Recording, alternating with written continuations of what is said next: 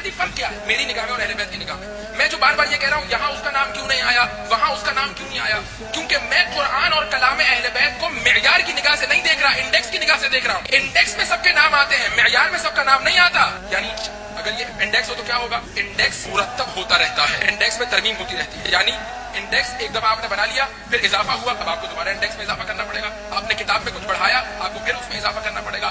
زیارت عاشورہ میں جو امام صادق اپنے زمانے کے اور بعد والے زمانوں میں آنے والے یزیدوں کا نام نہیں لے رہے, اس کی وجہ یہ ہے کہ پھر زیارت عاشورہ کو اپڈیٹ کرنا پڑے گا ہر زمانے کے اعتبار سے. تو زیارت عاشورہ کو انڈیکس کی نگاہ سے مت دیکھیے, زیارت عاشورہ کو معیار کی نگاہ سے دیکھیے. جب زیارت عاشورہ کو معیار کی نگاہ سے دیکھیں گے تو پھر آپ کو یہ جملہ سمجھ میں آئے گا, اللہم لعن اول ظالم ظلم حق محمد و آل محمد و آخر تابع له علی ذلک. یعنی کیا؟ یعنی اس یزید کے آئینے میں یزید سے پہلے آنے والے یزیدیوں کو بھی پہچانو, یزید کے بعد آنے والے یزیدیوں کو بھی پہچانو.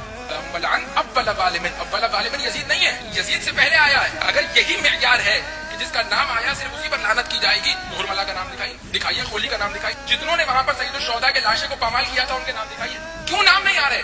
کیونکہ یہ انڈیکس کی کتاب نہیں ہے, کئی جلدی زیارت بتانی پڑے گی اگر سب کے نام آ جائیں تو. بنیادی مسئلہ یہ ہے کہ معیار اور کردار پیش کیا جا رہا ہے کہ شبر کے کردار میں حرملہ کو بھی دیکھو, شبر کے کردار میں خولی کو بھی دیکھو, اور شبر کے کردار میں قیامت تک آنے والے یزیدیوں کا چہرہ بھی دیکھو. بنیادی کانسیپٹ کیوں کلیئر نہیں ہے؟ اس لیے کیونکہ میں اور آپ انڈیکس کی نگاہ سے دیکھ رہے ہیں, وہ ہمیں معیار دینا چاہ رہے ہیں. جب انڈیکس کی نگاہ سے دیکھیں گے تو کیا ہوگا؟ جب انڈیکس کی نگاہ سے دیکھیں گے تو قرآن میں علی کا ذکر ڈھونڈتے ہوئے نظر آئیں گے, زیارت عاشورہ میں زمانے کے یزید کا ذکر ڈھونڈتے ہوئے نظر آئیں گے. یہ مسئلہ ہے بنیادی طور پر کہ جب دید واضح نہیں ہو, جب نہیں پتا کہ کیا دیا جا رہا ہے اور کس جہت سے دیا جا رہا ہے, تو نتیجہ کیا نکلتا ہے؟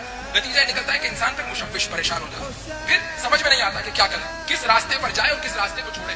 فلسطین کو کربلا سے کیوں ملاتے ہیں؟ بہت معذرت کے ساتھ میں جملہ کہتے ہوئے آگے بڑھ رہا ہوں کہ فلسطین کی اوقات کیا ہے کہ فلسطین کو کربلا سے ملایا جائے. اور میں یہ سخت جملہ جان بوجھ کر کے کہہ رہا ہوں. کیوں؟ کیونکہ کبھی بھی رازق و مرزوق ایک مقام پر نہیں ہو سکتے.